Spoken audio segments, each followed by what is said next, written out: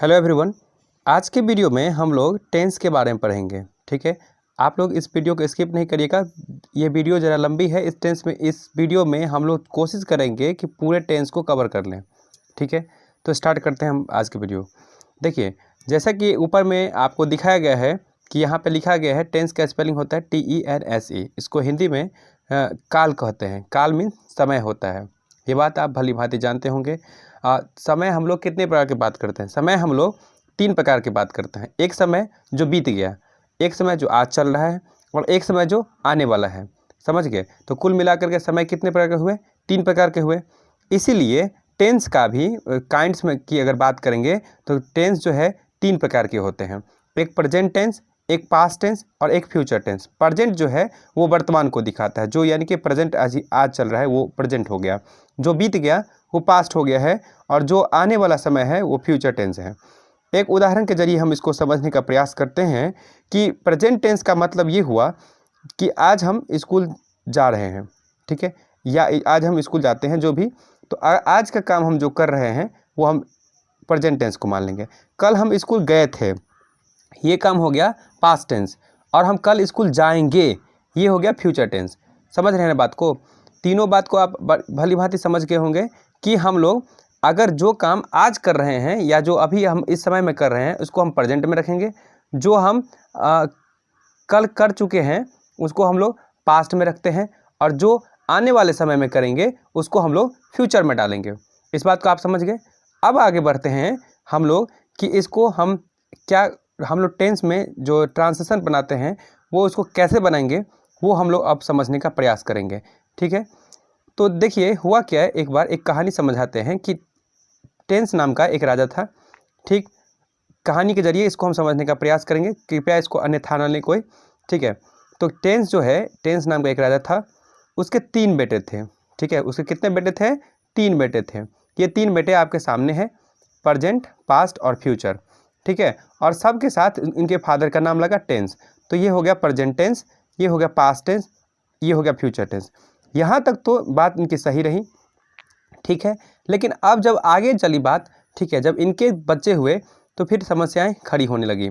समस्याएं क्या आ गई, ये ज़रा हम आपको दिखाते हैं कि जब इन तीनों की शादियां हुई तो इन तीनों को जो बच्चे हुए, इन्होंने क्या किया, इनके सब तीनों के इसके भी 4 बच्चे हुए, इसके भी 4 बच्चे हो गए, इसके भी 4 हो गए, और इसके भी 4 हो गए, और चारों के चारों संयोग से बेटे थे।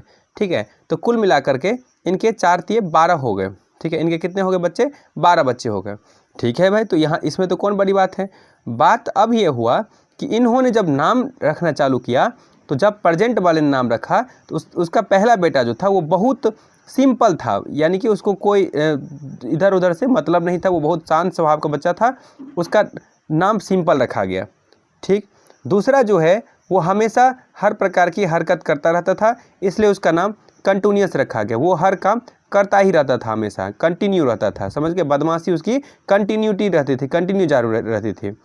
तीसरा था कि वो काम जो भी काम करता था एकदम परफेक्ट तरीके से करता था, एकदम मस्त तरीके से, जो कभी भी गड़बड़ नहीं होता था, इसलिए उसका नाम वो परफेक्ट रखा। और चौथा का नाम उसने परफेक्ट कंटिन्यूअस रखा, यानी कि वो परफेक्ट तो हो भी गया था, लेकिन फिर भी वो अपने काम में लगा रहता था कि नहीं, हमको और कमाने हैं, और कमाने हैं, और कमाने हैं, और काम करने हैं। यानी कि वो परफेक्ट होने के बावजूद भी अपने आप को अपडेट रखने का प्रयास कर रहा था। ठीक है, ठीक है, यहाँ तो समझ में आता है कि इसके 4 बेटे थे। ठीक, अब दिक्कत ये हो रहा था इसमें कि इन लोगों ने क्या किया, सब ने अपने अपने बेटे के नाम सेम रखे। यानी कि प्रेजेंट वाले ने भी अपने बेटे के नाम सिंपल रखे, कंटिन्यूअस रखे, परफेक्ट रखे और परफेक्ट कंटिन्यूअस रखे। वहीं पास्ट वाले ने भी अपने चारों बेटे के नाम यही रखे, और फ्यूचर वाले ने भी अपने चारों बेटे के नाम यही रखे। अब समस्याएं ये हो रही थी कि जब भी कोई किसी से बात करने आता था तो एक बार में आवाज़ देने पर 3 आ जाते थे।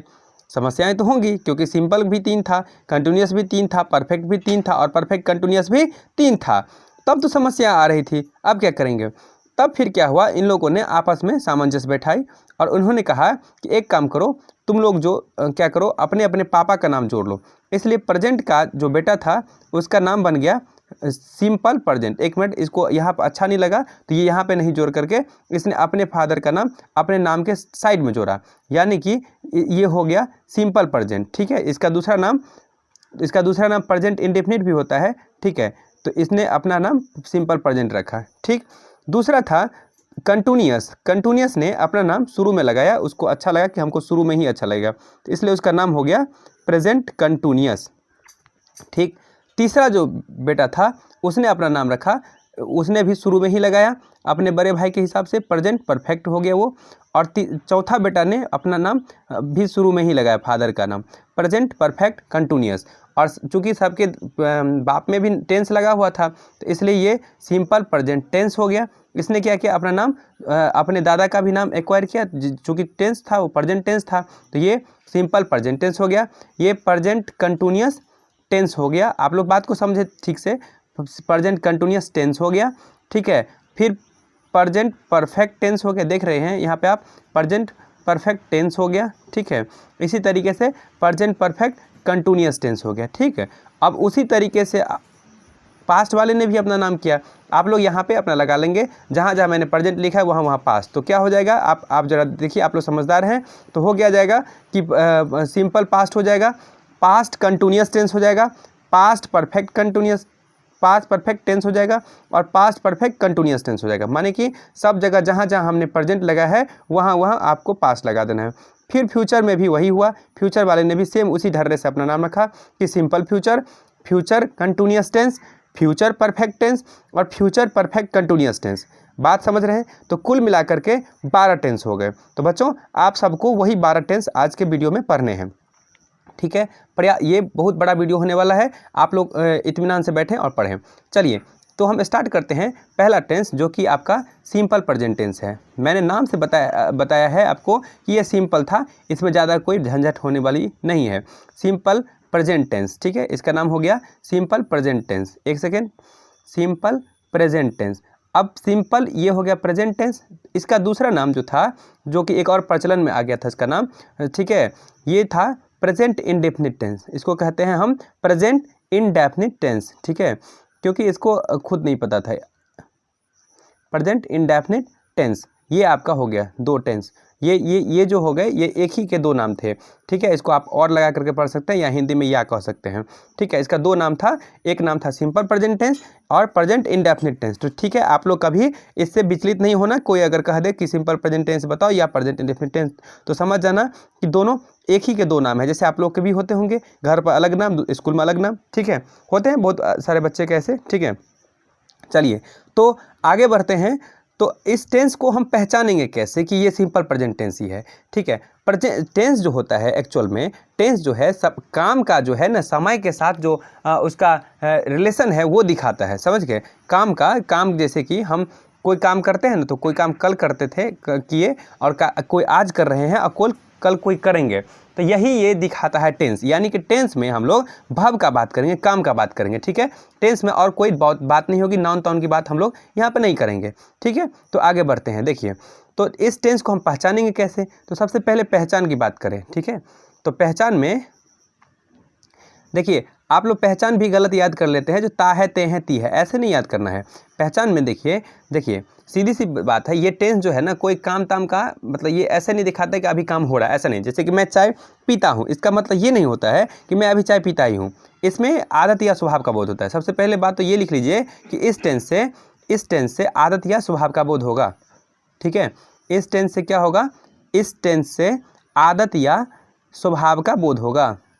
ठीक है, आपका हैबिट जो होता है ना, हैबिचुअल एक्टिविटी, ठीक है, जैसे कि आप हर संडे को सिनेमा जाते हैं या जो भी, तो इस टेंस से आदत या आपके स्वभाव का बोध होता है, जो कि आप हैबिचुअली करते हैं। ठीक है, स्वभाव का बोध होता है, आदत या स्वभाव का बोध होता है। ठीक है, ये तो हो गए इसकी मोटा मोटी पहचान। लेकिन जब हम ट्रांसलेशन बनाएंगे तो इससे तो नहीं पकड़ में आएगा। तो लिखिए, जो हम लोग पकड़ेंगे कैसे कि हिंदी वाक्य का जो होगा, हिंदी वाक्य के, हम लोग तो हिंदी से इंग्लिश बनाने जा रहे हैं ना, तो हिंदी वाक्य के क्रिया के अंत में, देखिए क्रिया मैंने बोला, क्रिया मीन्स काम, क्रिया मीन्स क्या होगा? काम। तो क्रिया के अंत में, ठीक है, क्रिया के अंत में ता है लगा रहेगा। क्या लगा रहेगा? ता है हो सकता है। ठीक है, ते हैं, ता है, ते हैं, ती है, ता हूँ, ती हूँ, इस तरीके का चीज़ लगा रह सकता है। इसको मैं सेंटेंस के जरिए भी, उदाहरण के जरिए भी दिखाता हूँ ये क्या है। आप लोग यदि नहीं समझ रहे तो ये सब चीज़ लगा रह सकता है, ठीक है ना। हिंदी वाक्य क्रिया के अंत में ता है, ते हैं, ती है, ता हूँ, ती हूँ, ऐसे करके बहुत सारी चीज़ लगा रह सकता है, ठीक है। मैंने क्या बोला, इस बात को ध्यान रखिएगा कि क्रिया के अंत में मैं बार बार इस बात पर जोर दे रहा हूँ, क्योंकि आप लोगों को आजकल कुछ लोग ऐसे मिल जाएंगे कि आपको फंसा देंगे। क्या बोलेंगे कि वह सीता है, आप इसका ये बताओ, ये सिंपल प्रेजेंट टेंस है ना, या वह लता है, वो प्रेजेंट टेंस है कि नहीं। तो कुछ बच्चे फंस जाते हैं, कहते हैं हाँ है, क्योंकि वो पकड़ लेते हैं कि ता है। नहीं बाबू, ये जो है इसमें ये नाम है, ये नाम है, नाम को हम नहीं लेंगे। यहाँ पे कोई काम यदि होता तो हम इसको लेते, जैसे कि वह खाती है, अगर ये होता तो हम इसको ले लेते, क्योंकि यहाँ पे खाना में ती है लगा हुआ है, तो ये सिंपल प्रेजेंट टेंस हो गया। समझ गए ना। राम बाजार जाता है, तो राम बाजार जाता है, जाना में, जाना यहाँ पे काम हो रहा है, क्रिया है, ठीक है, उसमें ता है लगा हुआ है, तो हो गया राम बाजार जाता है। कोई दिक्कत है यहाँ पे? बात आप लोग समझ गए ना। तो सिंपल प्रेजेंट टेंस का यही पहचान होता है, इस तरीके से हम लोग पहचान लेंगे, ठीक है। अब रही बात कि हम लोग बनाएंगे कैसे इसको, इसका अनुवाद हम लोग कैसे करेंगे। तो जब हम इसका अनुवाद करेंगे तो इसके लिए मैं आपको इस स्ट्रक्चर दे देता हूँ कि आप इस स्ट्रक्चर पे आप इसको ढंग से बना लेंगे। कैसे बनाएंगे, देखिए, सबसे पहले इसमें आप जो सब्जेक्ट होगा, सब्जेक्ट क्या होता है ये समझिए। सब्जेक्ट हम पहले तो स्ट्रक्चर लिख देते हैं आपको, जो सब्जेक्ट होगा, उसके बाद वर्ब का बेस फॉर्म जो हो वो लगा देना। अब ये वर्ब का बेस फॉर्म क्या होता है, तो जो आप लोग वर्ब ओरिजिनली देखते हो, जैसे कि खाना का ईट, सोना का स्लीप, जाना का गो, समझ गए ना, तो वो आपको लगा देना है वर्ब, और उसके बाद जो कुछ बच जाए उसमें ये अदर वर्ड डाल देना, और कुछ नहीं डालना है। समझ रहे हैं बात को, इसमें और कुछ भी नहीं डालना है, subject plus verb plus other word, ठीक है। बस चूंकि सिंपल है तो इसका ट्रांसलेशन भी सिंपल ही बन रहा है, इसमें और कुछ कहीं से हमको मिर्च मसाला लगाने की ज़रूरत नहीं है, ठीक है। तो चलिए, लेकिन एक बात यहाँ पे नोट में याद रख लेंगे, ठीक है, नोट में थोड़ा बात याद रख लेंगे। इसमें 4 चीज़ ऐसे हैं जो कि रह गए। ही, सी, ही का मतलब वह पुरुष जाति के लिए होता है, आप जान रहे हैं, चाहे लड़का हो चाहे जेंट्स हो को भी। सी स्त्री जाति के लिए, लड़की महिला हो सकता है। इट, और सिंगल व्यक्ति या वस्तु हो, ठीक है ना। एक बात समझ लीजिए, सिंगल व्यक्ति या वस्तु का नियम। व्यक्ति मीन्स पर्सन बाबू, आप इसको व्यक्ति समझें, या वस्तु, सिंगल व्यक्ति या वस्तु का नाम यदि दिया रहे तो उसमें हम लोग क्या करेंगे, ये वर्ब जो है ना, वर्ब, इस वर्ब में हम लोग एस या ई एस जोड़ करके ट्रांसफॉर्म बनाएंगे, ठीक है। अभी हमने क्या कहा आपको, चलिए ऊपर के स्ट्रक्चर को हम देखते हैं कि सब्जेक्ट के बाद वर्ब लगाना है, उसके बाद अदर वर्ड लगाना है, जो बच जाएगा वो हमको लगा देना है। लेकिन यदि सब्जेक्ट के स्थान पे ही आ जाए, सी आ जाए, इट आ जाए, या कोई सिंगल व्यक्ति या वस्तु का नाम आ जाए, तो हम लोग क्या करेंगे, उस वर्ब में एस चाहे ई एस जो सूट करे वो लगा देंगे। आप लोग बात समझ गए ना। जो वर्ब में एस या ई एस आपको जोड़ना है, ये स्पेशल हो जाएंगे, ये 4 आदमी स्पेशल हैं, तो स्पेशल की खातिरदारी तो हम लोग स्पेशल से करते हैं, तो इसलिए वर्ब में एस या ई एस हम लोग लगा देंगे, ठीक है बच्चों। चलो आगे बढ़ते हैं, तब हम आपको दिखाते हैं 1-2 ट्रांसफर बना करके इस पर। चलिए, पहला है कि मैं पढ़ता हूँ, एकदम आसान ट्रांसलेशन है, मैं पढ़ता हूँ।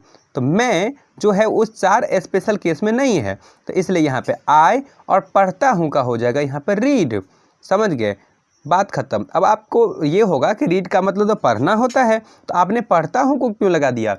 तो मैंने आपको बताया है कि ता है, ते हैं, ती है जो है ना, ये पहचान है सिंपल प्रेजेंट टेंस का, और इसका स्ट्रक्चर में सब्जेक्ट, तो सब्जेक्ट रही बात, इसमें सब्जेक्ट कौन सा है, तो पढ़ने का काम कौन कर रहा है, मैं कर रहा हूँ। तो यदि मैं कर रहा हूँ तो यहाँ पे सब्जेक्ट मैं हो गया, तो मैं का इंग्लिश आई होता है और पढ़ना का होता है रीड, तो आई रीड होगा। बात समझ रहे हैं।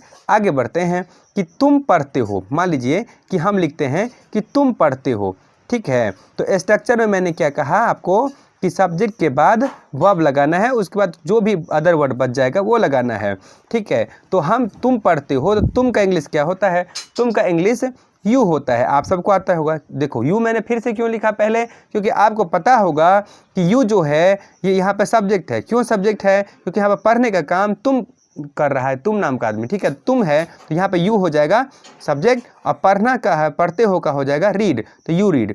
फिर से मैं आपको याद दिला दूं कि यहाँ पे मैंने एस या एस का प्रयोग इसलिए नहीं किया क्योंकि मैंने जो 4 स्पेशल केस आपको बताए हैं, ही, सी, इट और एक नाम या एक व्यक्ति या वस्तु का नाम, वो यहाँ पे नहीं है, इसलिए हमने नहीं लगाया। चलिए बच्चों, तो आप लोगों ने सीखा कि तुम पढ़ते हो का इंग्लिश यू रीड हो जाएगा, लेकिन अभी तक मैं बहुत ही सिंपल ट्रांसलेशन दे रहा हूँ। चलिए एक और उस स्पेशल केस वाले को हम लोग बना लेते हैं कि वह पढ़ता है। वह पढ़ता है को हम क्या करेंगे, तो वह पढ़ता है लिखा है, तो वह का इंग्लिश क्या होता है, इसमें सब्जेक्ट क्या है आप ही बता दीजिए। तो यहाँ पे पढ़ने का काम कौन कर रहा है, तो वह कर रहा है, तो वह का इंग्लिश यहाँ पे ही होगा। कहोगे सी क्यों नहीं होगा, तो चूंकि यहाँ पे पढ़ता है लिखा हुआ, यानी कि कोई जेंट्स है यहाँ पे, ठीक है, कोई मेल बॉडी है, ठीक है, तो इसलिए यहाँ पे ही होगा। और पढ़ना का इंग्लिश होता है रीड, तो यहाँ पे ही रीड से काम नहीं चलेगा क्योंकि ये स्पेशल आदमी है। हमने आपको बताया था कि ही, सी, इट और कोई एक सिंगल व्यक्ति या वस्तु का नाम यदि होता है तो स्पेशल केस में चला जाएगा, तो उसमें एस या ई एस जुटेगा, तो इसमें रीड में सिर्फ एस जुटेगा, इसलिए इसका ट्रांसलेशन हो जाएगा ही रीड्स। आप समझ गए इसको, वह पढ़ता है। आगे बढ़ते हैं, अब हम चलते हैं कि अदर वर्ड वाला ट्रांसलेशन। अगर हम यही ट्रांसलेशन लिख दें कि राम किताब पढ़ता है, बात समझिए, राम किताब पढ़ता है, राम किताब पढ़ता है, तो यहाँ पर पढ़ने का काम कौन कर रहा है, तो राम कर रहा है, तो सब्जेक्ट कौन हो गया, राम हो गया, इसलिए हम यहाँ पे इंग्लिश लिखेंगे राम। और राम जो है वो स्पेशल केस में आ गया। मैंने अभी बताया था आपको कि सिंगल व्यक्ति का नाम यदि आता है तो उसमें हम वर्ब के साथ एस या एस लगाते हैं, तो राम पढ़ता है का इंग्लिश हो जाएगा यहाँ पर रीड, उसके साथ लगेगा एस, तो राम रीड्स।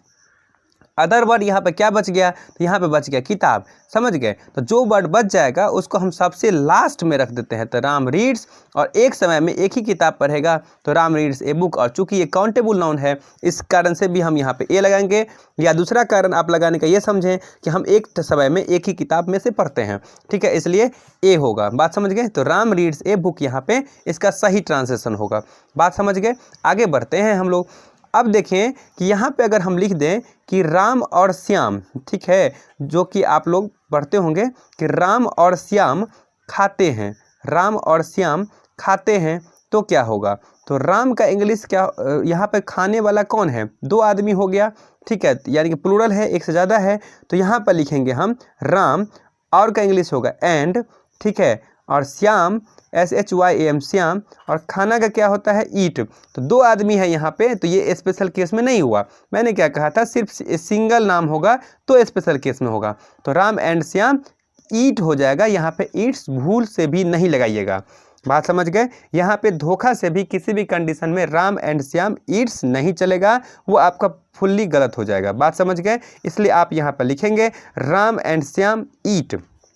बात समझ गए आप लोग बच्चों, ठीक है। आगे बढ़ते हैं हम लोग, इतना आप लोग समझ गए ना बढ़िया से। चलिए अब अगला ट्रांसलेशन है वे लोग बाजार जाते हैं, ठीक है, मैं ये लिख रहा हूँ वे लोग बाजार जाते हैं। आप इसको बताइए इसका ट्रांसलेशन क्या होगा, आप लोग बताएंगे इसका ट्रांसलेशन, फटाफट बताइए। वे लोग बाजार जाते हैं, इसमें देखिए आप बताइए कि इसमें सब्जेक्ट क्या है, वे लोग है, जाने का काम कर रहा है वे लोग, तो वे लोग का इंग्लिश होता है दे, THEY दे। कहाँ जाते हैं, जाते हैं का इंग्लिश होगा गो, और चूंकि ये गो दे जो है ये किसी स्पेशल केस में नहीं है, इसलिए हम इसके साथ कोई एस या एस नहीं लगाएंगे, दे गो। अब जाना का क्या होता है मार्केट, और जहाँ पे जा कर के ये ख़त्म करते हैं यात्रा, जहाँ पे इसका डेस्टिनेशन ख़त्म होता है वो आपका वहाँ पे टू लगता है, तो दे गो टू मार्केट। इस बात को आप समझ गए, दे गो टू मार्केट, वे लोग बाजार जाते हैं। चलिए बच्चों, आप लोग अफर्मेटिव सेंटेंस को समझ गए होंगे बढ़िया से। अब हम लोग इसी में नहीं जो लगेगा, नहीं वाला को समझते हैं, तो नहीं कैसे लिखा जाए, ठीक है, ठीक। तो अब नहीं वाला वाक्य कैसे बनाएंगे, जैसे कि वह नहीं पढ़ता है। अगर ऐसा ट्रांसलेशन आपके सामने आ जाए कि वह नहीं पढ़ता है, तो इसका ट्रांसलेशन क्या बनाएंगे, नहीं का तो हमने सिखाया नहीं। देखो बच्चों, आप लोगों ने सीखा होगा कि नहीं जब भी नॉट लगाते हैं, एक चीज़ हम आपको यहाँ पर पहले सिखा रहे हैं कि यह राम नहीं है, यह राम नहीं है, तो इसका ट्रांसलेशन क्या बनता है ये आप लोग बताइए। आप लोग को पता होगा कि यह का इंग्लिश होता है दिस, और उसके साथ लगता है इज, और बनाते थे not Ram, this is not Ram, ठीक है, यही बनाते थे ना हम लोग, this is not Ram. Not कहाँ लगाते थे, तो हेल्पिंग वर्ब के बाद। हमेशा याद रखेंगे एक बात कि नॉट हमेशा हेल्पिंग वर्ब के बाद ही लगता है। तो यहाँ पर तो कोई हेल्पिंग वर्ब नहीं है, तो हम लोग क्या करेंगे, अपना तरफ से यहाँ पे हेल्पिंग वर्ब की ज़रूरत को पूरा करने के लिए डू और डज नाम का चीज़ लगाएंगे, ठीक है, डू और डज का। तो यहाँ पे स्ट्रक्चर जो बनेगा वो हो जाएगा कि सब्जेक्ट, समझ गए, इसका जो बनेगा वो हो जाएगा सब्जेक्ट प्लस डू या डज। डू सूट करे तो डू लगाना है, डज सूट करे तो डज लगाना है। कहाँ सूट करेगा मैं वो अभी बताता हूँ। इसके ठीक बाद आपको नॉट रखने होंगे, डू या डज के ठीक बाद नॉट रखने होंगे, और उसके बाद आपको वर्ब लगाने होंगे। वर्ब जो होता है वो वर्ब का बेस फॉर्म ही लगेगा, इसमें एस या ई एस वाला कोई सवाल नहीं है, ठीक है। और उसके बाद जो है वो जो अदर वर्ड बच जाएगा उसको लिख लेंगे। हम ओ डब्ल्यू लिख रहे हैं, ओ से अदर, डब्ल्यू से वर्ड, ठीक, आप बात को समझ गए होंगे। तो ये आपका स्ट्रक्चर हो गया। इस फ्रेमवर्क पर अगर हम काम करेंगे तो हमारा काम बन जाएगा, ठीक है। अब रही बात कि हम डज कहाँ लगाएं, वेयर टू यूज़ डज, ठीक है। तो देखिए बाबू, अभी मैंने आप लोगों को 4 स्पेशल चीज़ों से वाकिफ़ कराया था, रूबरू करवाया था। वो 4 चीज़ें थे ही, सी, इट, ठीक है। तो चूंकि वो स्पेशल हैं तो स्पेशल का खातिरदारी तो कुछ स्पेशल से किया जाएगा, बात है ना, समझ में आ गया ना। तो इसलिए उसमें डू नहीं लगाया जाएगा, उसमें डज लगाया जाएगा। तो ही, सी, इट, और क्या मैंने बताया था, बताइए, याद कीजिए। एक व्यक्ति या वस्तु का नाम होगा, एक व्यक्ति या वस्तु यदि होगा तो उसमें हम डज लगाएंगे, चूँकि ये स्पेशल है। बात समझ रहे हैं ना, चूँकि ये स्पेशल है इसलिए इसमें डज लगेगा। तो चलिए हम ऊपर फिर से उस ट्रांसलेशन को देखते हैं जो हमने बनाया, लिखा है वहाँ पे, वह नहीं पढ़ता है, तो वह इसमें काम करने वाला है। सब्जेक्ट हो गया ही, ठीक है, और नहीं लगा हुआ है, तो ही तो चूंकि स्पेशल है तो इसलिए इसके साथ लगेगा डज, ही डज। और मैंने क्या कहा, डज के ठीक बाद आपको नॉट लगाना पड़ेगा, डू या डज के ठीक बाद। तो ही डज नॉट, और पढ़ना का ट्रांसलेशन क्या होता है, रीड, तो इसलिए बन जाएगा ही डज नॉट रीड। आप बात को समझ गए, समझे ना। अब चलिए एक नॉर्मल वाले केस को बनाते हैं कि मैं यहाँ पे मैंने स्ट्रक्चर, एक मिनट फिर से मैं दिखा दूँ कि स्ट्रक्चर में मैंने लिखा था कि सब्जेक्ट, उसके बाद डू या डज, जो सूट करे वो लगाना है, उसके बाद नॉट, उसके बाद वर्ब, उसके बाद अदर वर्ड जो भी बच जाएगा। और डज मैंने कहा चूंकि डज जो है, डू और डज में स्पेशल ज़्यादा है, ज़्यादा किस में है, डज में है वर्ड, ठीक है। तो ये ज़्यादा हो गया, तो ज़्यादा से खातिरदारी हम लोग स्पेशल आदमियों को करते हैं, ठीक ना। अब यहाँ पर देखिए, हमने यहाँ पे रीड लिखा है, धोखा से भी, भूल से भी, कभी भी डज लगाने के बाद वर्ब में एस ई एस नहीं लगाना, ये बात पहले समझ लो, ठीक है। इसमें कहीं भी किसी के साथ भी डज एस या एस नहीं लगेगा, डज लगेगा, डू लगेगा, बात समझ गए। चलिए अगला लिखिए, मैं नहीं खाता हूँ, बात समझिए, मैं नहीं खाता हूँ, मैं का क्या होगा, मैं नहीं खाता हूँ। यहाँ पे अब सब्जेक्ट क्या है ये पहले हमको बता दीजिए। यहाँ पर सब्जेक्ट है मैं, क्योंकि खाने का काम कौन कर रहा है, मैं, तो आई, और आई जो है कोई स्पेशल नहीं है तो इसलिए इसके साथ लगेगा डू, और नॉट लग जाएगा आई डू नॉट, और खाना का हो जाएगा ईट, ठीक है बच्चों। अब देखिए बच्चों, आजकल के ग्रामर में एक चीज़ आने लगा है, क्या आने लगा है, तो डू प्लस नॉट जो है इसको शॉर्ट में लिख दिया जाता है और उसको लिख दिया जाता है डोंट, ठीक है, डोंट, DONT, डोंट, ठीक है। और अगला है डज, जो है आप पढ़ रहे हैं डज, उसमें नॉट जोड़ दिया जाता है, उसका हो जाता है डजंट, क्या हो जाता है, डजंट। तो ठीक है, ये हो गया आपका। तो अब जो हम लोग ट्रांसफर बनेंगे तो हम लोग इसी चीज़ का व्यवहार करेंगे, इससे हमारा टाइम बच जाएगा, बोलने में भी थोड़ा आसान लगता है, ठीक है। बाकी आप डू नॉट भी लगाएं, डज नॉट भी लगाएं तो कोई दिक्कत होने वाली नहीं है, ठीक।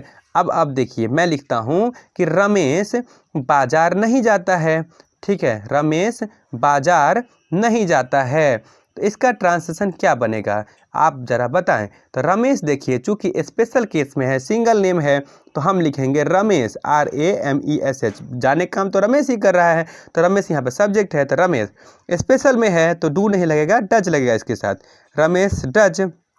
और मैंने कहा था इसके ठीक बाद नॉट लगेगा, तो रमेश डज नॉट, ठीक है। तो ये आपको अच्छा नहीं लगा होगा, तो हम क्या करते हैं, फटाक से इसको अब वही चीज़ लिखते हैं, रमेश डजंट, ठीक है। और जाना का क्या हो जाएगा, गो, ठीक है।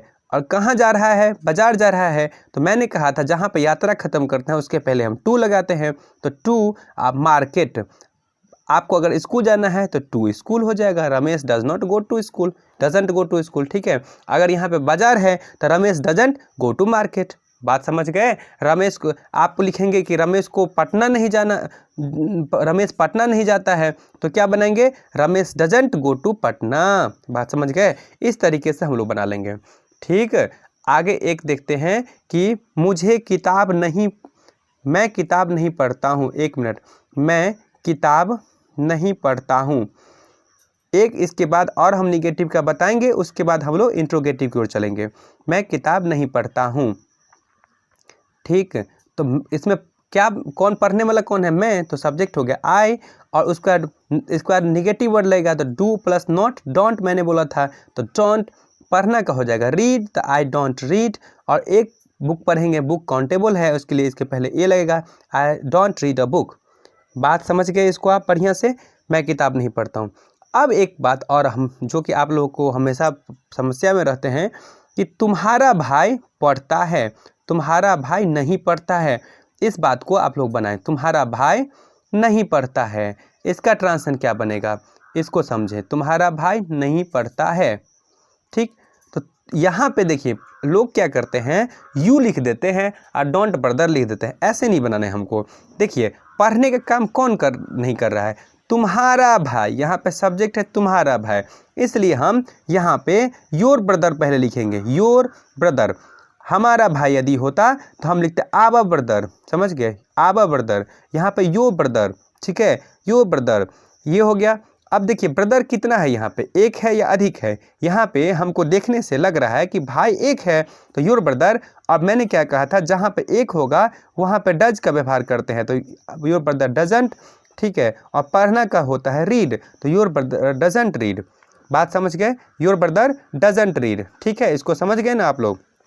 आगे बढ़ते हैं हम लोग कि क्या वाला ट्रांसलेशन को हम लोग बनाएंगे, क्या बनाएंगे, क्या वाला, जो जिसमें लगा रहता है कि क्या तुम पढ़ते हो, क्या तुम पढ़ते हो, इस टाइप का ट्रांसलेशन।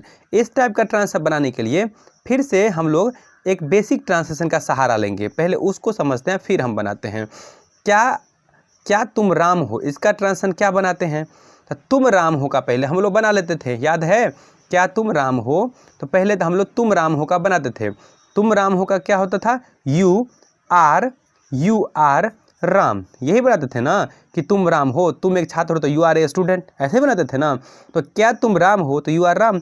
अब यहाँ पे क्या लगा हुआ है, तो हमने कहा था, या आप सब जानते होंगे कि हम लोग हेल्पिंग वर्ब को बाहर कर देते हैं, यानी कि आर यू राम, हम लोग यही इसका ट्रांसलेशन बनाते हैं ना। तो हमने हेल्पिंग वर्ब को क्या किया, यहाँ से उठा करके यहाँ डाल दिया, बात समझ गए, यानी कि बाहर कर देना है। तो इसमें तो हेल्पिंग वर्ब के नाम की कोई चीज़ नहीं है। तो हमने अभी आपको बताया था थोड़ा देर पहले कि हम लोग यहाँ पे हेल्पिंग वर्ब के रूप में डू या डज को लेकर के चलेंगे, ठीक है। हेल्पिंग वर्ब वैसे डू डज नहीं होता है, लेकिन हम लोग यहाँ पे मान के चल रहे हैं। तो यहाँ पे हम लोग क्या करेंगे, इसका जो स्ट्रक्चर बनेगा उसमें सबसे पहले हम लोग डू या डज को बाहर लिख देंगे। डू कहाँ लगता है, डज कहाँ लगता है, ये आप लोगों को भली भांति आता है। जो स्पेशल केस में डज लगेगा, बाकी में डू लगेगा। तो उसके बाद जो है सब्जेक्ट होगा, ठीक है। उसके बाद क्या होगा, डू या डज के बाद सब्जेक्ट होगा। उसके बाद जो है, उसके बाद आपका वर्ब का बेस फॉर्म यानी कि वर्ब सिंगल लगेगा, ठीक है, का पहला रूप लगेगा वर्ब, और फिर अदर वर्ड जो हो जाता है वो रह जाएगा। ये आपका स्ट्रक्चर है, इस फ्रेमवर्क पर आप बैठा देंगे तो आपका बन जाएगा। तो हम देखते हैं, क्या तुम पढ़ते हो, तो तुम पढ़ते हो का यू रीड होता है, इसमें तुम जो है कोई स्पेशल केस नहीं है, तो इसलिए डू हो जाएगा, do you read, do you read, ठीक है। क्या तुम नहीं पढ़ते हो, कभी कभी ऐसा भी आ जाता है कि क्या तुम नहीं पढ़ते हो, क्या तुम नहीं पढ़ते हो। अगर ऐसा ट्रांसलेशन आपके सामने आ रहा है कि क्या तुम नहीं पढ़ते हो, तो उसके लिए हम क्या करेंगे, यहाँ पे पहले डू लगाएंगे, डू यू, और नॉट यहाँ पे लगेगा, तब रीड। लेकिन अभी आपको मैंने पढ़ाया है कि हम लोग क्या करेंगे, हेल्पिंग वर्ब के ठीक बाद नॉट लगा देते हैं। तो डू प्लस नॉट, अभी मैंने आपको सिखाया था कि डोंट होता है, डोंट भी इसको बोल सकते हैं आप। तो हम क्या करेंगे, इसका आजकल ऐसे ही लोग बनाते हैं, डोंट यू रीड, इसलिए हम लोग भी अब ऐसे ही बनाएंगे, डोंट यू रीड, तुम नहीं पढ़ते हो, क्या तुम नहीं पढ़ते हो, डोंट यू रीड हो जाएगा। देखो बाबू, दोनों इसका ट्रांसलेशन सही है। आप डू यू नॉट रीड लिखें फिर भी सही है, और क्या तुम नहीं पढ़ते हो तो डोंट यू रीड लिख लेंगे वो भी सही है। लेकिन आजकल चलन इसी का है, डोंट यू रीड। ठीक है, आगे बढ़ते हैं कि क्या वह नहीं गाती है, क्या वह नहीं गाती है वह नहीं गाती है। तो देखिए, वह नहीं गाती है इसका मतलब कोई फीमेल है, तो यहाँ पे हो जाएगा डज, और डज में नॉट लगेगा तो हो जाएगा डजंट। ठीक है, क्या हो जाएगा, doesn't see Singh, doesn't see सिंग, क्या वह नहीं गाती है। ये आपका स्ट्रक्चर था, ये आपका हो गया। अब चलिए हम लोग सबसे लास्ट इसी का जो बनाएंगे कि WH वर्ड। WH वर्ड क्या होता है कि जिसमें बीच में ये क्वेश्चन वर्ड लगा होगा, जिसमें बीच में क्वेश्चन वर्ड लगा रहेगा। जैसे कि तुम क्या खाते हो, तुम क्या खाते हो, बात को समझने का प्रयास करें, तुम क्या खाते हो। इस प्रकार का ट्रांसलेशन यदि आता है तो हम लोग सबसे पहले क्या का इंग्लिश बाहर कर देते हैं।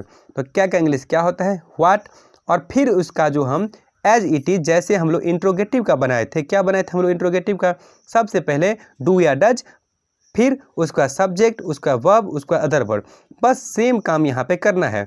तो इसमें आप अब इसको आप ऐसे पढ़ें कि क्या तुम खाते हो। जब हम व्हाट का इसका क्या का इंग्लिश जब हम लिख दें तब हम इसको ऐसे बनाएं, क्या तुम खाते हो। तो यहाँ पे तुम तो कोई स्पेशल में आता नहीं है, तो यहाँ पे डू लगा देंगे, और यहाँ पे सब्जेक्ट हो गया यू, और खाना का हो गया ईट, तो इसलिए बन जाएगा व्हाट डू यू ईट। क्या बनेगा, व्हाट डू यू ईट, तुम क्या नहीं करते हो। एक मिनट, ऐसा ट्रांसलेशन यहाँ पे ये भी बनता है कि तुम क्या नहीं करते हो, तुम क्या नहीं करते हो। ठीक है, तो तुम क्या नहीं करते हो, इसका भी ट्रांसलेशन यही होगा कि क्या का इंग्लिश क्या होता है, व्हाट, है ना। और नहीं लग गया है तो मैंने कहा था अब यहाँ से आपका इंट्रोगेटिव जैसे बनेगा, तो व्हाट डू लगना चाहिए, और उसका नॉट तो don't, what don't you do, what don't you do. आपको अगर अच्छा नहीं लगा हो तो आप इसको ये भी लिख सकते हैं कि what do you not do, आप ऐसे भी इसको बना सकते हैं, दोनों सही हैं, कोई भी गलती नहीं है। व्हाट डोंट यू ईट, ठीक है, तुम क्या, सॉरी ईट नहीं, do, what don't you do, तुम क्या नहीं करते हो। कोई दिक्कत है यहाँ पे, कोई दिक्कत नहीं होनी चाहिए। ठीक है, इस तरीके से हमारा सिंपल प्रेजेंट टेंस खत्म हो गया। अब हम लोग टेंस नंबर पहला का 2 पढ़ेंगे, प्रेजेंट का ही दूसरा पढ़ेंगे। हम लोग ये नहीं समझे कि हम लोग, हाँ अगर गिनती में समझो तो हम लोग को 12 टेंस पढ़ने हैं, तो टेंस नंबर 2 हुआ। लेकिन हम लोग प्रेजेंट में 4 होता है, तो प्रेजेंट का हम लोग दूसरा पढ़ने जा रहे हैं, जिसका नाम है प्रेजेंट कंटिन्यूअस। क्या नाम है इसका, प्रेजेंट कंटिन्यूअस। ठीक है, प्रेजेंट कंटिन्यूअस, या इसी का दूसरा नाम भी, इसका भी दूसरा नाम है, ठीक है, जो प्रेजेंट इम्परफेक्ट। ये क्या है, इम्परफेक्ट है, परफेक्ट से पहले ही आ रहा है, और ये इम्परफेक्ट है, इसका काम परफेक्ट नहीं होगा, यानी कि कोई भी काम जारी रह जाएगा इसमें। ठीक है, कंटिन्यूअस नाम से भी स्पष्ट है कि इसमें ये चीज़ जो होगा ये कंटिन्यू रहेगा। जैसे कि मैं खा रहा हूँ, यानी कि मैंने काम ख़त्म नहीं किया है, खा ही रहा हूँ। ठीक है, तो इसको हम पहचानेंगे कैसे, सबसे पहले आप लोग पहचान इसका लिख लें। पहचान क्या होगा कि जो भी, देखिए चूँकि हम पहले बता चुके हैं कि टेंस जो है वो वर्ब से रिलेटेड है, तो पहचान इसका क्या होगा, हिंदी वाक्य जब भी हम बना रहे हैं, हिंदी से बना रहे हैं ट्रांसलेशन, इसलिए हम बार बार आपको हिंदी लिखा रहे हैं। हिंदी वाक्य के क्रिया के अंत में, चूँकि हम क्रिया के आधार पर टेंस को देखेंगे, तो क्रिया के अंत में रहा है, रहे हैं, ठीक है, रहा है, रहे हैं, रही है, रहा हूँ, रही हूँ, ये सब चीज़ आपको लगा हुआ मिल जाएगा। जैसे कि आप एक जैसे देख लें इसका उदाहरण कि मैं खा रहा हूँ, मैं खा रहा हूँ, ये आपका एक उदाहरण हो गया, मैं खा रहा हूँ। यहाँ पे आप देख रहे हैं कि मैं अभी खा ही रहा हूँ, खाने का काम ख़त्म नहीं हुआ है, इसलिए ये कंटिन्यूअस है। अब इसको बनाएंगे कैसे, ये बहुत आसान है, जिनको भी नहीं भी आता है ना टेंस वो भी इसको बना लेते हैं। तो आप लोग तो बड़े समझदार हैं, आप लोग बना ही सकते हैं। पहले हम इसका स्ट्रक्चर लिख देते हैं। सबसे पहले बाबू क्या करना, सब्जेक्ट लगा देना, उसके बाद इज या आर या एम जो सूट करे आपको वो रखना है सब्जेक्ट के साथ। सब्जेक्ट जैसा होगा वैसा आपको सूट करना है, ठीक है, लिखना है इज आर एम। उसके बाद वर्ब होगा, वर्ब के साथ आईएनजी लगेगा। वर्ब के साथ क्या लगेगा, आईएनजी कंपलसरी है, ये लगना ही लगना है, ये सब के साथ लगना है, इसलिए वर्ब प्लस आईएनजी आप हमेशा याद रखेंगे, ठीक है। वर्ब के बाद आईएनजी लगाएंगे, उसके बाद जो भी अदर वर्ड बच जाएगा वो हमको लगाना है। समझ में आया। सब्जेक्ट के बाद इज या आर या एम जो सूट करे वो लगा देना है। उसके बाद वर्ब प्लस आईएनजी, यानी कि वर्ब जो भी होगा उसमें आईएनजी लगाना ही लगाना है, और उसके बाद जो बच जाए वो अदर वर्ड में डाल देना है। जैसे कि मैंने वहाँ पर लिखा था। अच्छा, पहले इससे पहले मैं आपको बता देता हूँ ट्रांसफर बनाने से पहले कि एज कहाँ लगेगा, आर कहाँ लगेगा, एम कहाँ लगेगा। देखो एम के लिए फिक्स है कोटा कि ये सिर्फ आई के साथ ही लगता है। एम किसके साथ लगता है, सिर्फ और सिर्फ आई के साथ लगता है। तो एम का खेल खत्म हो गया। अब रहा बात इज और आर और एम। तो देखिए इज जो है ना हमेशा सिंगुलर के साथ लगेगा। इज किसके साथ लगेगा, सिंगुलर के साथ। जहाँ पे एक का बोध होगा ना वहाँ पे ये इज लगेगा। जैसे कि कौन कौन आएगा इसमें, तो ही सी इट, समझ गए, ही सी इट, और एक व्यक्ति या वस्तु का नाम, ठीक है, जो कि आपको मैंने सिंपल प्रेजेंट टेंस में स्पेशल केस में बताया था, वही स्पेशल केस वाले के साथ इज लगेगा। एक व्यक्ति या वस्तु यदि आ जाए, ठीक है, तो हम वहाँ पे इज का व्यवहार करते हैं, और यदि एक से अधिक आ जाए तो हम लोग आर का व्यवहार करेंगे। समझ गए। जैसे कि वी के साथ, वी मीन्स हम या हम लोग होता है, उसके साथ आर लगाएंगे। दे का मतलब वे लोग चाहे वे होता है, इसमें भी आर लगाएंगे, ठीक है। U Y O U, U के साथ भी हम लोग आर लगाएंगे।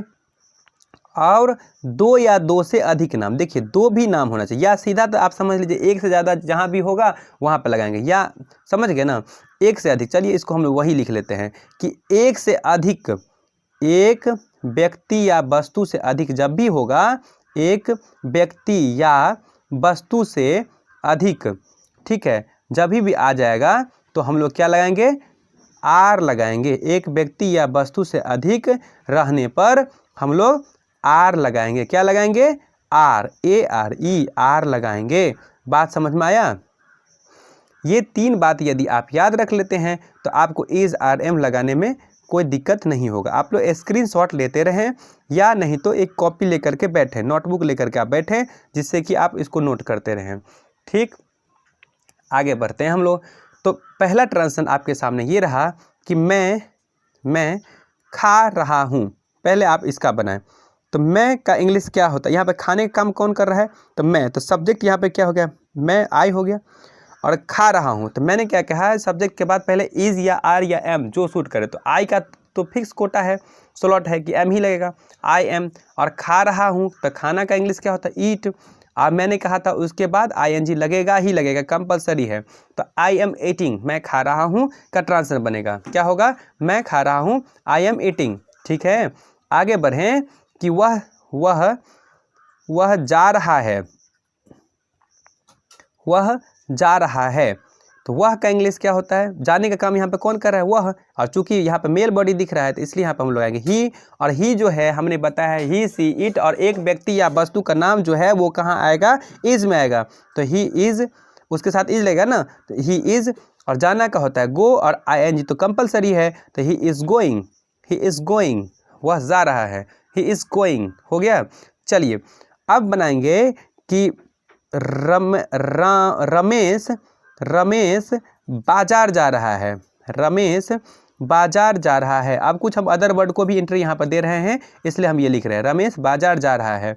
तो यहाँ पर रमेश सिंगल नाम है, तो रमेश के साथ क्या लगेगा, इज लगेगा। आप इसको पहले लिखें, रमेश इज। जाना क्या होता है, गो, उसके साथ लगेगा आईएनजी। तो रमेश इज गोइंग, कहाँ जा रहा है, तो बाजार जा रहा है। तो बाजार पे हमारा यात्रा खत्म, तो इसलिए Ramesh is going to market, Ramesh is going to market. बात समझ रहे हैं आप लोग, एकदम आसानी से सीख जाएंगे यहाँ पे।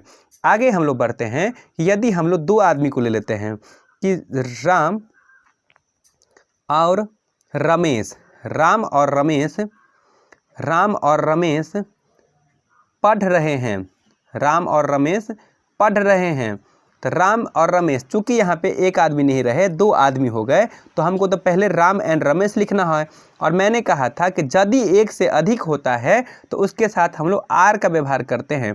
तो राम एंड रमेश आर, और पढ़ना का होता है रीड। आप सबको आता होगा, पढ़ना का होता है रीड, और उसमें लगा देंगे ING, क्योंकि ये तो कंपलसरी है। तो Ram and Ramesh are reading. समझ गए बात। अब यदि हम नहीं वाला इसी के साथ बनाएंगे तो वो कैसे होगा।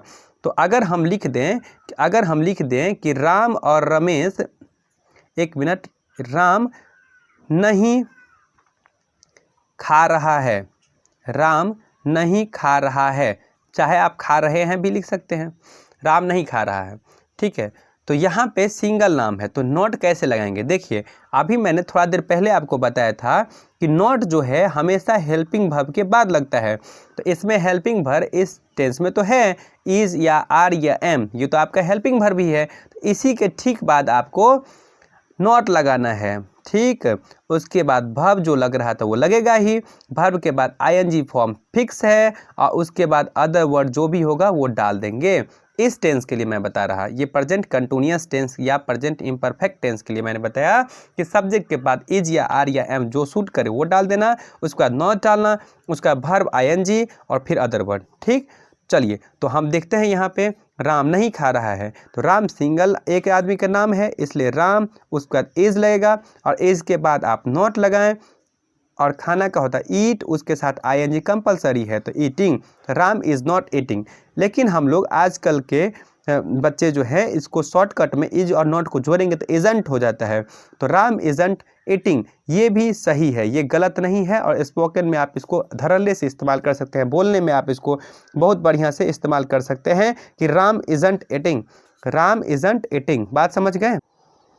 चलिए, हम लोग अब आगे बढ़ते हैं कि वह, एक सेकेंड, वह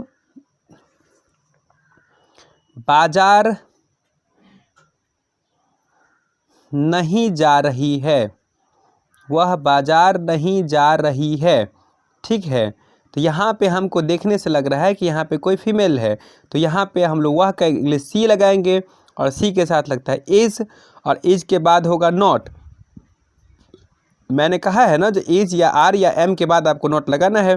तो सी इज़ नॉट, जाना का गो, उसके साथ ING लगेगा।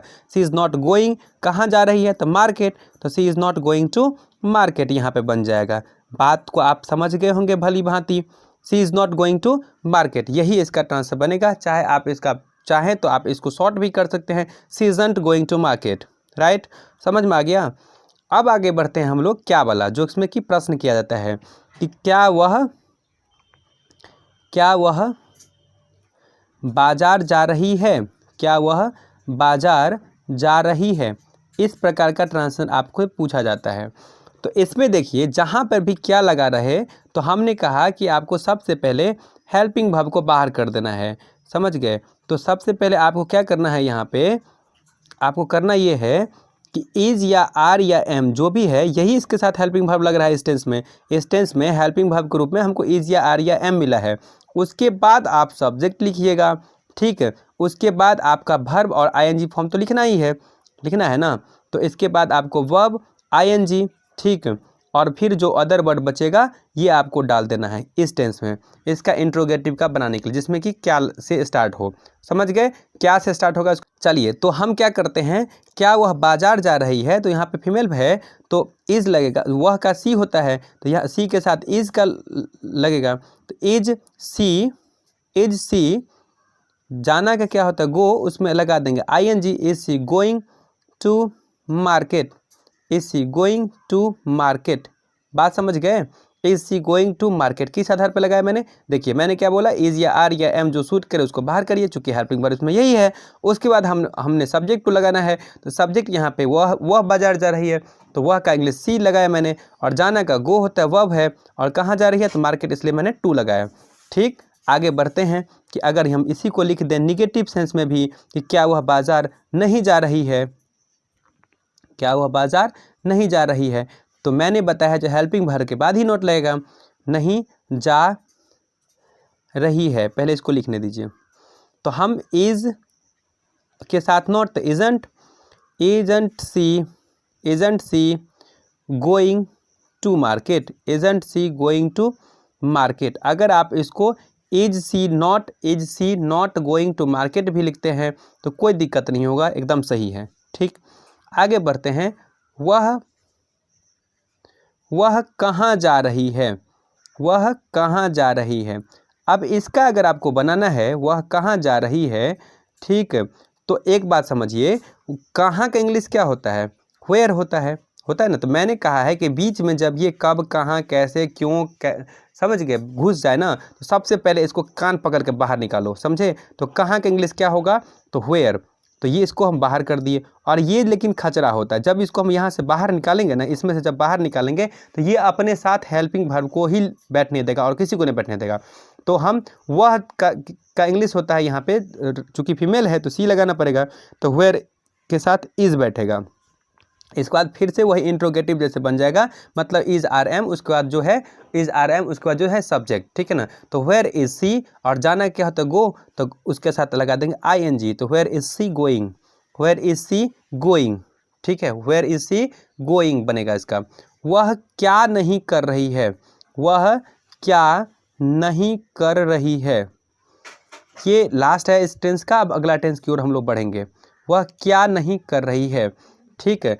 तो अगर ऐसा है क्या नहीं कर रही है, तो सबसे पहले तो हमको क्या को बनाना पड़ेगा, बाहर निकालना पड़ेगा। तो इस क्या का इंग्लिश व्हाट होगा यहाँ पे हेल्पिंग वर्ब बाहर करने से काम नहीं चलेगा, और इसके साथ इसके बाद में हेल्पिंग वर्ब लगेगा।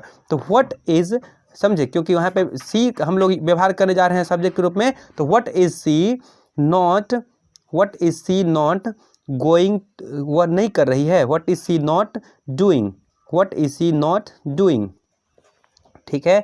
या आप इसको ऐसे ही बना सकते हैं, what isn't she doing, what isn't she doing. क्या लिखेंगे हम इसको, व्हाट इजंट सी डूइंग, ये भी आप इसको बना सकते हैं, ठीक है। ये भी आपके लिए इजंट सी डूइंग, ये भी आपके लिए गलत नहीं होगा, ये भी सही होगा।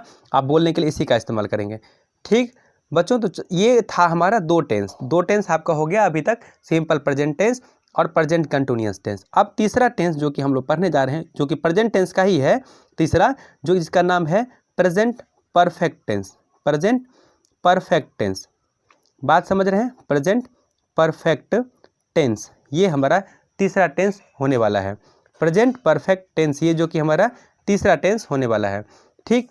अब चले बात, इसमें जो है नाम से स्पष्ट है कि ये परफेक्ट है, यानी कि इसका काम जो है परफेक्ट हो गया, यानी कि पूर्ण हो गया है। अब इसको काम करने की ज़रूरत नहीं है।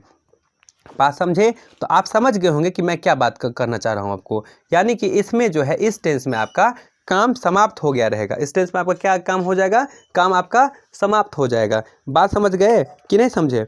तो इसमें इसका पहचान क्या होगा, जब भी काम खत्म हो जाएगा तो हम लोग चुके हैं लगाते हैं ना।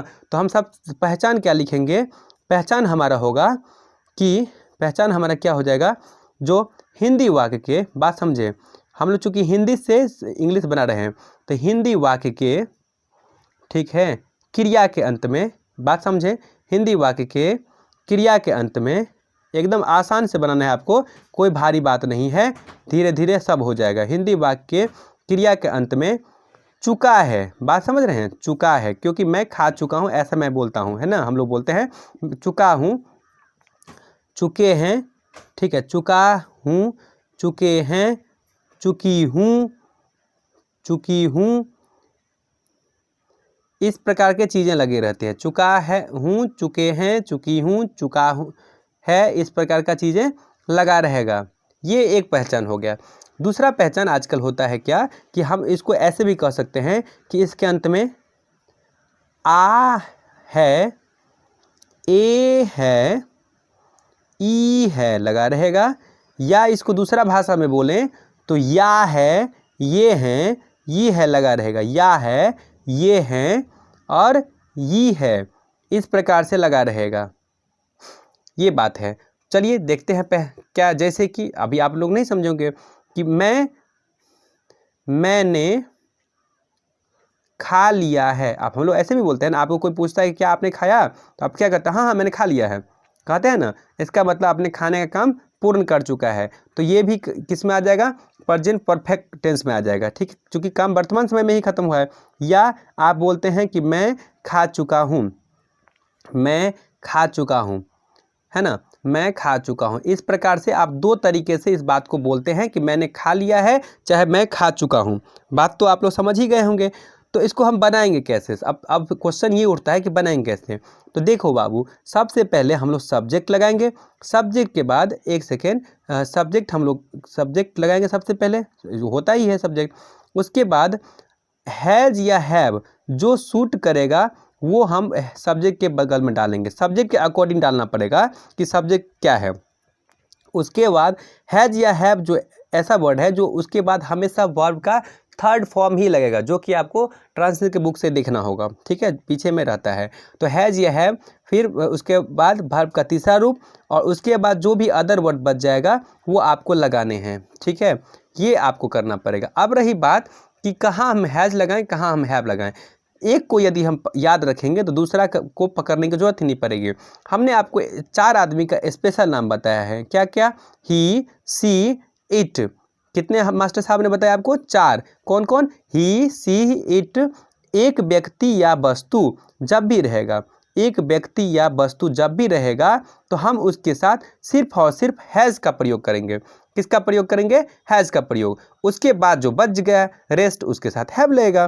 तो हैव केस के लिए कौन कौन बच गया? तो आई बच गया, बचा ना, वी बच गया, यू बच गया, दे बच गया, और 2 या 2 से अधिक व्यक्ति या वस्तु। 2 या 2 से अधिक व्यक्ति या वस्तु यदि हो जाए तो इन सारे के साथ हम लोग क्या लगाते हैं? हैव लगाते हैं। बात आ रहा है आपको समझ में कि नहीं आ रहा है समझ में? आप लोग ज़रा एक बार कमेंट करिएगा। वीडियो अच्छा लगे तो वीडियो को लाइक कर दीजिएगा और शेयर ज़रूर कर दीजिएगा, जिससे कि लोग टेंस से वाकिफ़ हो सके। चलिए, तो ये आपका मैंने स्ट्रक्चर मैंने आपको ये बता दिया कि हैज़ कहाँ, हैव कहाँ। याद रखिएगा, जहाँ पे ये 3 बातें, ये 4 जो आपको मैंने एक्स्ट्रा बताया था कि ही, सी, इट और एक व्यक्ति या वस्तु, जो कि आपको मैंने एक स्पेशल कैटेगरी में रखा था, उसके साथ हम लोग लगाएंगे। ठीक है, अब यहाँ पे ट्रांसलेशन था कि मैं खा चुका हूँ, चाहे मैंने खा लिया है। तो मैं, यहाँ पे सब्जेक्ट क्या हो गया? मैं। तो इसका इंग्लिश होता है आई। ठीक, और इस आई के साथ हम लोग ने हैज़ नहीं लिखा है, हम लोग क्या लिखा है? हैव लगाएंगे। तो आई के साथ हैव लगता है, तो आई हैव।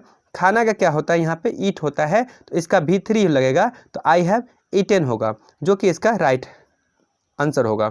ठीक है, आई हैव ईटन। यदि यहीं पे होता कि मैंने आम खा लिया है, तो आई हैव ईटन, यहाँ पे हम मैंगो डाल देते सबसे लास्ट में। कहाँ पे डालते? सबसे लास्ट में, यहाँ पे मैंगो डाल देते, जो कि अदर वर्ड के श्रेणी में आ जाता है। राइट, समझ में आ गया? यहाँ तक में आपको कोई दिक्कत, यहाँ तक में आपको कोई दिक्कत नहीं होनी चाहिए हमारे हिसाब से। ठीक है, चलिए आगे बढ़ते हैं। अगर आपको फिर भी कोई प्रॉब्लम रह जाएगा तो आप लोग ज़रूर कमेंट कीजिएगा।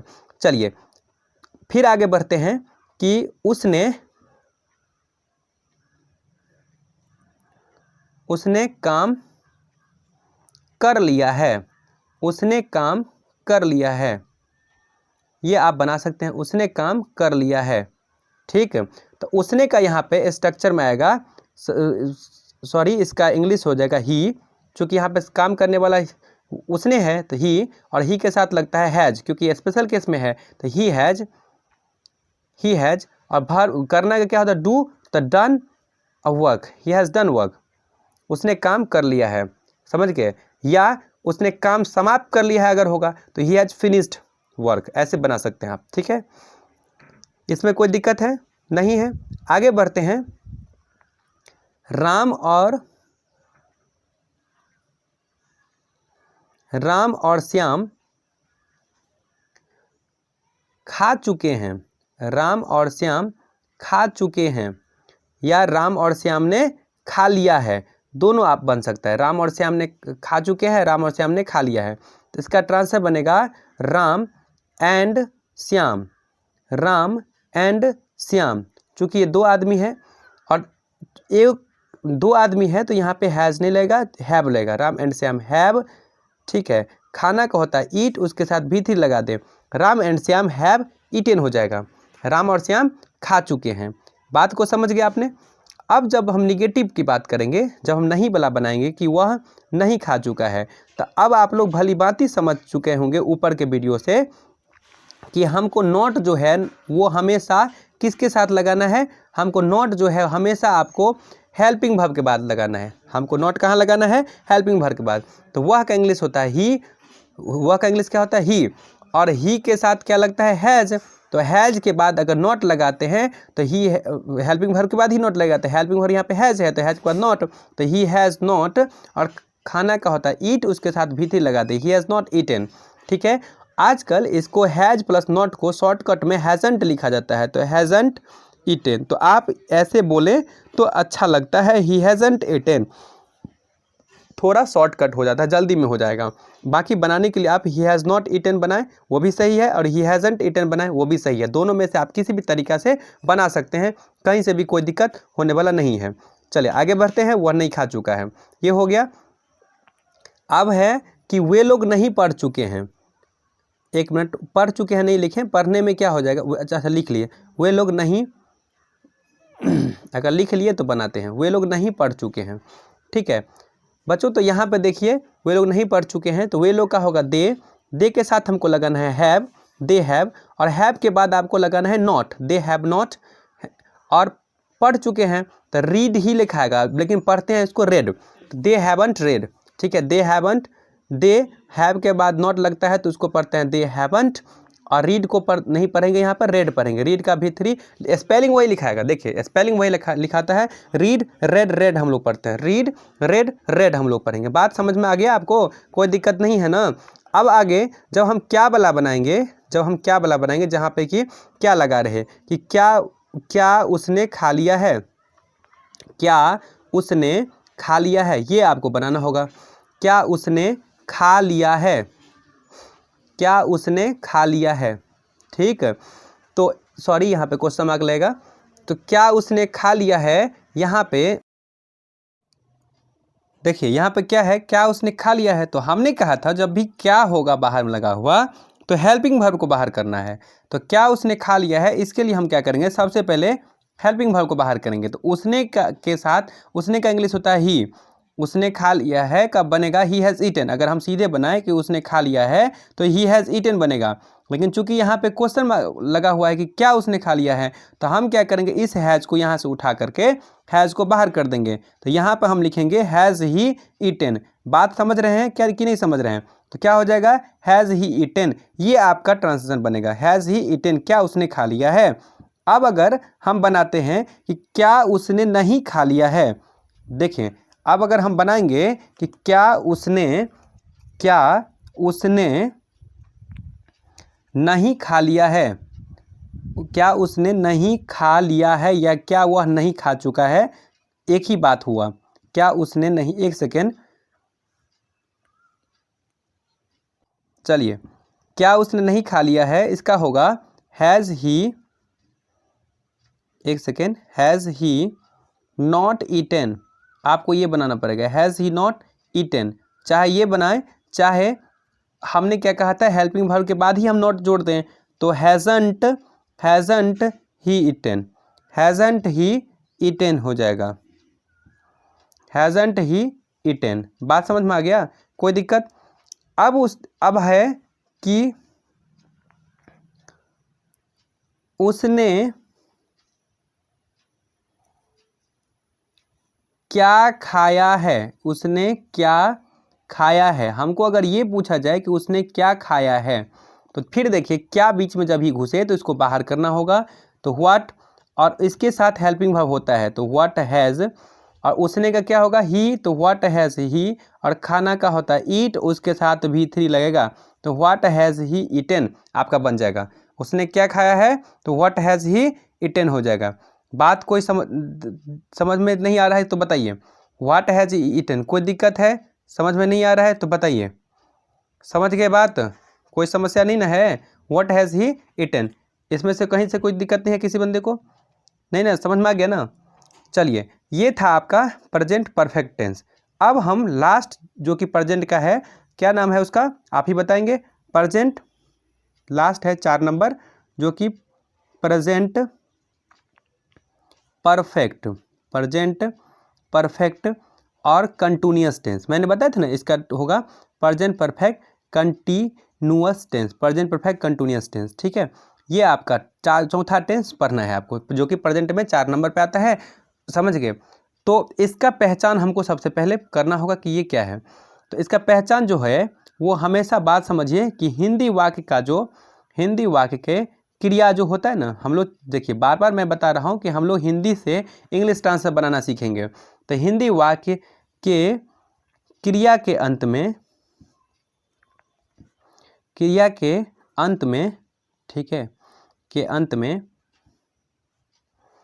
ता रहा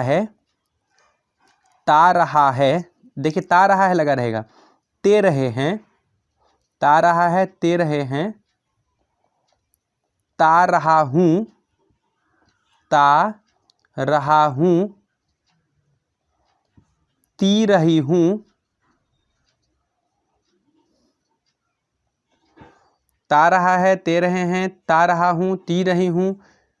समझ गए?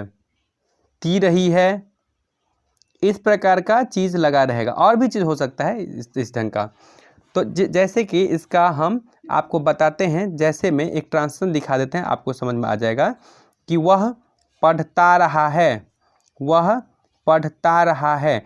इस प्रकार का ट्रांसलेशन आपको इस टेंस में देखने को मिलेंगे। दूसरा पहचान इसका एक और होता है कि रहा है, रहा हूँ, रही हूँ। समझ गए? रही हूँ, उसके बाद में रहा हूँ, ठीक, के साथ समय दिया रहेगा। इसके साथ पक्का, देखिए रहा है, रहे हैं, रही है, हम लोग जो है प्रेजेंट कंटिन्यूअस में भी पढ़ चुके हैं। इसके साथ समय दिया रहेगा पक्का, बिना समय का ये नहीं रहेगा, समय दिया रहेगा। वह 1 दिन से 1 घंटे से पढ़ रहा है ऐसा रहेगा, दिया रहेगा। समझ गए? समय दिया रहेगा, रहा है, रहे हैं, रही है के साथ समय दिया रहेगा। देखिए समय तो इसके साथ भी दिया रह सकता है, ऐसा बात नहीं है कि जैसे लिखे है ना वह पढ़ता रहा है, तो वह 1 घंटे से पढ़ता रहा है, ये भी हो सकता है, चाहे वह 1 घंटे से पढ़ रहा है। ये दोनों पहचान आपको याद रखने होंगे, दोनों पहचान से आपको चलना है। चलिए, तो हम लोग इसको बनाएंगे कैसे? तो सबसे पहले सब्जेक्ट हम लोग लिखते हैं, जो कि सब्जेक्ट हम लोग यहाँ पर लिखेंगे। उसके बाद हैज़ या हैव जो सूट करता हो वो लिखना पड़ेगा, हैज़ या हैव जो सूट करे वो लिखेंगे। इसके बाद बीन कंपलसरी है। सब्जेक्ट के बाद देखिए, सब्जेक्ट के बाद हैज़ चाहे हैव जो होगा, हम प्रेजेंट परफेक्ट में पढ़ चुके हैं, जो हैज़ कहाँ लगेगा, हैव कहाँ लगेगा, समझे? तो वो आप लगा देंगे। उसका बीन पक्का लगेगा, और उसके बाद वर्ब का आईएनजी फॉर्म लगेगा, वर्ब का आईएनजी फॉर्म लगेगा। उसके बाद जो भी अदर वर्ड बच जाएगा वो लगेगा। इतना आपका मेन स्ट्रक्चर है, ये लगाना ही पड़ेगा। लेकिन इसके बाद भी अगर आपको समय दे दिया रहे, तो हम क्या करेंगे, सिंस या फोर का व्यवहार करेंगे। इस सब के बाद देखिए पूरा बना लेंगे। उसके बाद यदि समय रहेगा ना, तब हम सिंस चाहे फोर दोनों में से जो सूट करेगा, उसके बाद सिंस या फोर प्लस टाइम लगाएंगे। ये बाद का बात है, सबसे बाद का। अगर दिया रहे तो, नहीं दिया रहेगा तो इसका इस्तेमाल हमको नहीं करना है। बात समझ गए? चलिए, तो हम बताते हैं अब सिंस या फोर कहाँ पर लगाएंगे, ये भी बता देंगे। चलिए पहले सिंस का देख ही लेते हैं हम कहाँ लगाएंगे। देखिए सिंस कहाँ लाएंगे, देखिए होता क्या है, जो समय हमको पता है कि फिक्स है, उस समय को, फिक्स समय का अगर बात करेंगे तो इसको हम सिंस लगाते हैं। समझ गए ना? उसमें सिंस लगाते हैं। इसको हम लोग बोला जाता है पॉइंट ऑफ टाइम। समझ गए? आप इसको देखेंगे किताबों में लिखा रहता है point of time. Point of time इसलिए लिखा जाता है क्योंकि यहाँ पे हमको फिक्स टाइम का बोध कराता है। जैसे कि फिक्स टाइम क्या क्या हुआ, जो कि हम लोग सब जानते हैं।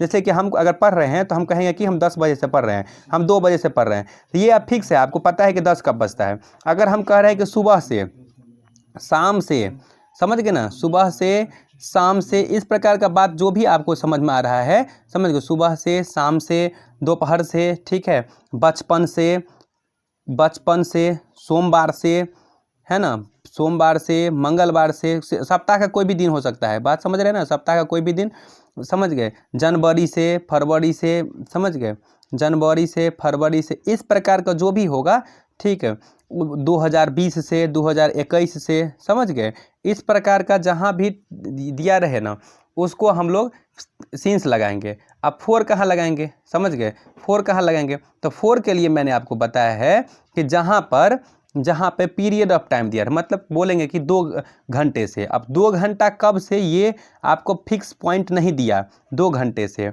है ना, कई दिनों से, है ना, कई दिनों से, सप्ताह से, वर्षों से, इस प्रकार का बात जो बोल रहा है तो इसमें ये फिक्स नहीं है कि कब से, समझे। इसलिए हम लोग यहाँ पे फोर का इस्तेमाल करेंगे। बात समझ गए। अब चलिए हम लोग ट्रांसलेशन की ओर फिर से मूव करते हैं।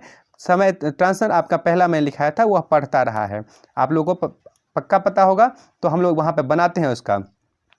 वह पढ़ता रहा है, यही हमने पहले ऊपर में लिखा था, पहले हम इसी को बना लेते हैं। वह का इंग्लिश क्या होगा? वह, एक मिनट, वह पढ़ता, एक सेकेंड इसको हटाने दीजिए। वह पढ़ता रहा है, ठीक है। तो वह का इंग्लिश क्या होता है? ही, है ना। और ही के साथ हैज या हैव, या मैंने कहा था लगाना पड़ेगा, तो ही के साथ हैज लगता है। और बीन तो आपको कंपलसरी है, ही हैज़ बीन। और फिर क्या कहा था? वर्ब का आईएनजी फॉर्म, तो रीड में आईएनजी लगा दीजिए, ही हैज़ बीन रीडिंग हो जाएगा। ही हैज़ बीन रीडिंग, समझ गए ना। वह पढ़ता रहा है, इस तरीके से हो जाएगा, वह पढ़ता रहा है, ही हैज़ बीन रीडिंग। अगर यहीं पे दे देंगे कि वह 1 घंटे से पढ़ता रहा है, वह 1 घंटे से पढ़ता रहा है, चाहे हम लिख दें कि वह 1 घंटे से पढ़ रहा है, वह 1 घंटे से पढ़ रहा है, वह 1 घंटे से पढ़ रहा है। बात समझ रहे हैं? वह 1 घंटे से पढ़ रहा है। ये दोनों का ट्रांसलेशन एक ही बनेगा। दोनों कहने के लिए थोड़ा कुछ देखने से आपको अलग लग रहा है, लेकिन बनेगा दोनों का एक ही, समझ गए। क्या बनेगा ये दिखाते हैं आपको मैंने कहा है कि क्या लिखा है यहाँ पे? वह 1 घंटे से पढ़ रहा है, तो वह का इंग्लिश क्या होता है? ही के साथ लगेगा हैज़, और आपको लगाना है बीन, ही हैज़ बीन। और पढ़ना क्या होता है? रीड, उसके साथ लग जाएगा ING, he has been reading. अब यहाँ पे 1 घंटे से जो दिया हुआ है ये क्या है? फिक्स्ड पॉइंट तो नहीं है, तो इसलिए यहाँ पे लगेगा 4, और 1 घंटे का हम लोग एन मतलब भी 1 होता है, an hour. He has been reading for an hour, ठीक है। He has been reading for an hour. कोई दिक्कत है यहाँ पे? वह 1 घंटे से पढ़ता रहा है, उसका भी यही होगा, या वह 1 घंटे से पढ़ रहा है, इसका भी वही होगा, ठीक। अगर हम यहीं पे इसका निगेटिव बनाएं कि वह 1 घंटे से नहीं पढ़ रहा है, वह 1 घंटे से नहीं पढ़ रहा है। ध्यान रखिएगा कि रहा है के साथ अगर समय दिया है तो वो प्रेजेंट परफेक्ट कंटिन्यूअस है, नहीं पढ़ रहा है। तो हम क्या लगाएंगे? ही के साथ हैज़। और मैंने कहा था नॉट जो है हमेशा हेल्पिंग वर्ब के बाद लगेगा, तो हैज़न्ट लिखिए चाहे हैज़ नॉट लिखिए, एक ही बात है। ही हैज़न्ट बीन, ठीक है। पढ़ना का होता है रीड, और रीड के साथ लगेगा आईएनजी, ही हैज़न्ट बीन रीडिंग। 1 घंटा से है तो चूंकि पीरियड ऑफ टाइम है, तो for an hour, he has been reading for an hour. समझ गए बात को? कोई समस्या नहीं होने वाली है आपको यहाँ पे, कोई समस्या नहीं है आप लोग को, बताइए। He has not been reading for an hour, वह 1 घंटे से नहीं पढ़ रहा है। अगर हम यहाँ तक समझ गए, अगर हम यहीं पे लिख दें कि क्या वह पढ़ता रहा है, क्या वह पढ़ता रहा है, ठीक। आप समझ गए होंगे कि ये भी प्रेजेंट परफेक्ट कंटिन्यूअस ही है। तो क्या लगा हुआ है? तो हेल्पिंग वर्ब बाहर करेंगे, तो हेल्पिंग वर्ब इसमें मेन रूप से हैज़ है, तो हैज़ ही, और बीन जो है वो वहीं रहेगा, हैज़ ही बीन रीडिंग। देखिए थोड़ा मैंने इसको इतना एक्सप्लेन नहीं किया क्योंकि आप लोग अब समझ गए होंगे कि जब क्या बोला होगा तो हेल्पिंग वर्ब हमको बाहर करना है। तो हेल्पिंग वर्ब इसमें हैज़ है, हैज़ बाहर कर दीजिए, हैज़ ही बीन रीडिंग। अगर रहता है कि क्या वह 1 घंटे से पढ़ता रहे, तो हैज़ ही बीन रीडिंग, है ना, फॉर एन आवर लग जाता है। कोई दिक्कत नहीं ना, ठीक है। अब आगे है अगला, वह क्यों नहीं पढ़ता रहा है, वह क्यों नहीं पढ़ता रहा है। इस प्रकार का ट्रांसलेशन आपको बनाना है, ठीक है। वह क्यों नहीं पढ़ता रहा है, तो वह क्यों का सबसे पहले इंग्लिश करेंगे, हम आपको बताएं कि सबसे पहले इन चीज़ों को बाहर करना है। तो वाई के बाद क्या लगाना है? Helping verb. तो वाई हैज़ ही नॉट, या आप why hasn't he not, why hasn't he बना सकते हैं, why has he not. Read के साथ वाई हैज़ ही नॉट, एक सेकेंड, बिन छूट गया, यहाँ पे बिन भी लगाना होगा। Why has he not been, ठीक है। हेल्पिंग वर्ब के साथ नॉट लगता है इसलिए ये नॉट यहीं पे लगा, ठीक है। पहले बिन नहीं लगा, पहले नॉट लगेगा। Has he not been reading, verb लगेगा has he not been reading. अगर समय रहता तो फॉर एन आवर, या अगर सोमवार से तो सिंस मंडे, समझ के इस तरीके से हम लोग बना लेते हैं, why has he not been reading. बात खत्म। इस तरीके से आपका प्रेजेंट टेंस का चारों भेद मैंने आज समाप्त कर दिया। अगले दिन हम लोग पास्ट का फिर फ्यूचर का हम लोग सॉल्व करेंगे, ठीक है। Thanks for watching this video. अगर वीडियो आप लोग को अच्छा लगे तो ज़रूर शेयर करिएगा। Thanks for watching.